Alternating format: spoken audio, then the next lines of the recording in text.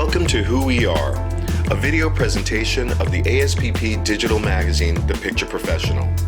Today we are talking to Susan Rosenberg Jones, who has been a member of ASPP for over 25 years.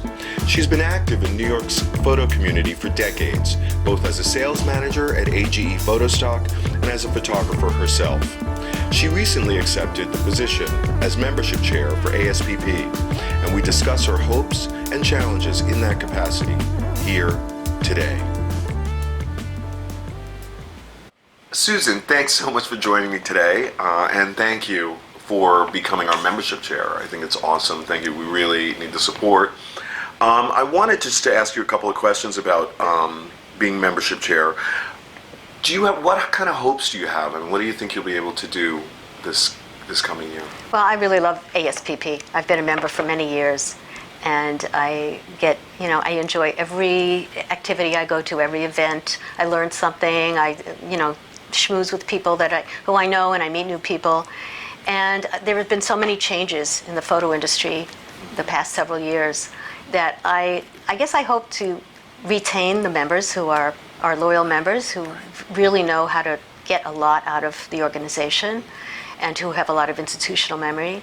Mm-hmm. And I also want to kind of bring back people who have fallen off our radar, because some of them might have left photography totally, but others have maybe left jobs in photography but are still active, either photographers like myself or working another aspect of the photo industry where they could still benefit from it, and we could benefit from talking to them as well. And then the next thing I really want to do is try to attract the new people coming into the business. There are a lot of people who just out of college or changing careers and coming into the photography industry, either working in publishing or advertising or photographers, design, yeah. Anybody who, photo archivists. Mm-hmm. So I'd like to be able to attract them, and so we have a lively mix of people to bring a lot to our programming. Yeah, what kind of challenges are immediately apparent that you see right away? Well, there's a big challenges because over the past several years, with social media especially, and blogs, and Facebook, and all the areas where people disseminate information and get information. A lot of people don't like to travel and go to meetings, right, where they meet people face to face. And a lot of them, I think, a lot of people feel, and rightly so, that they can get information on blogs. Mm-hmm. Even on Facebook, there are forums mm-hmm. for people in photography mm-hmm. where they, give and take information. LinkedIn. Right. So it's a challenge for us, and I think other organizations like ourselves, to keep people joining, to give them a reason to be members. Exactly.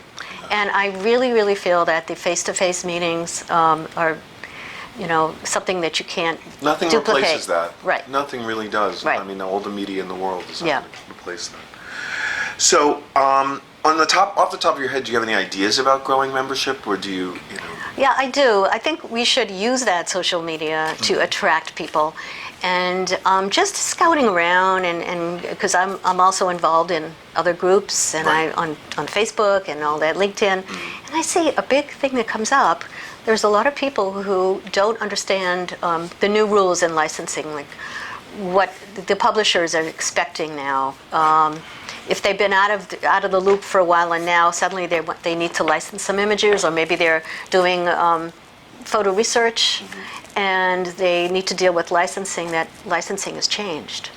It's gotten much tougher. I think some of our strongest workshops and talks are around best practices. Correct. Because that's what, because so many, either it's a new publisher or a publisher that should know better, just tells new people and young people, this is what we want, even though it's well known right. that that's not the way things are done, or that it's not legal, or that you're going to run into some kind of exactly. impediment. The rights that they're requesting are so extensive now. Exactly. And the pricing is much different mm-hmm. than it used to be. Mm-hmm. And all the different applications of images mm-hmm. or imagery, including mm-hmm. video, mm-hmm. it's just so much new. It keeps changing, and so people need to be up on it. Right. And I think that's where we really help. Right, exactly. Now, I mean, I didn't want to get away from you without talking a little about your own work. Can you describe your work? I mean, what are you shooting now? I guess my work is in the, portraiture and social documentary. I have, I work on photo series, my own device, and they're mostly kind of centered around home, the feeling, what it feels like to be grounded in your community and your home, that kind of thing. So I've got two projects that I've been working, long-term projects. Talk about those. Okay, one of them is called Building One, and it's about the building I live in. I didn't realize it was this building. Yeah. I've seen something. Yeah, and it's about, it was originally a Mitchell Lama apartment complex, which for people not in New York, it was based on middle income.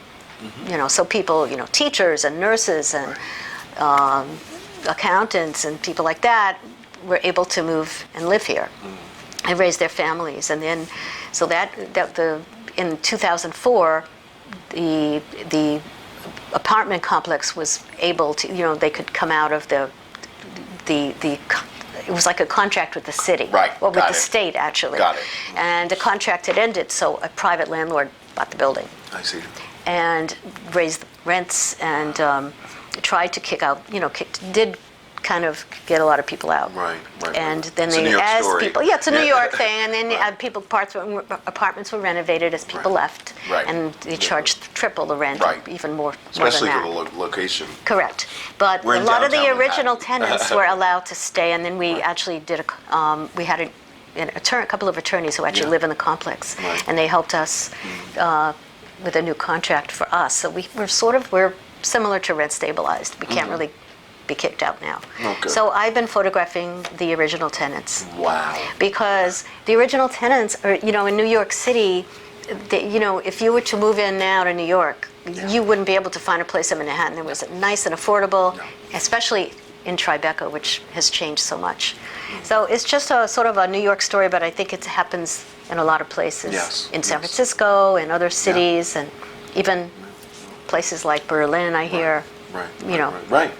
So that's one project, and then another one is about my husband, who is my second husband, because my first husband passed away in 2008, and then I married Joel in 2012, and it was just a weird thing to think about that we were in our 60s, and it's That's exciting. like we had lots of baggage, but we were fine with that because we had high thresholds. We kind of fell into married life like we were, just comfortable. Right. But then there was this little veneer, this layer of excitement, like we were young and in love. So I sort of been capturing that feeling with my camera. So that's called Second Time Around. That's had a lot of publicity. And So I'm those- still doing that. Those two projects. We're going to be seeing them on as we're talking, we're going to be seeing those images now. Great. But are they all portraits or are they? They're all portraits mixed in with some, still lifes, that kind of thing. Just sort of, that are almost like portraits themselves.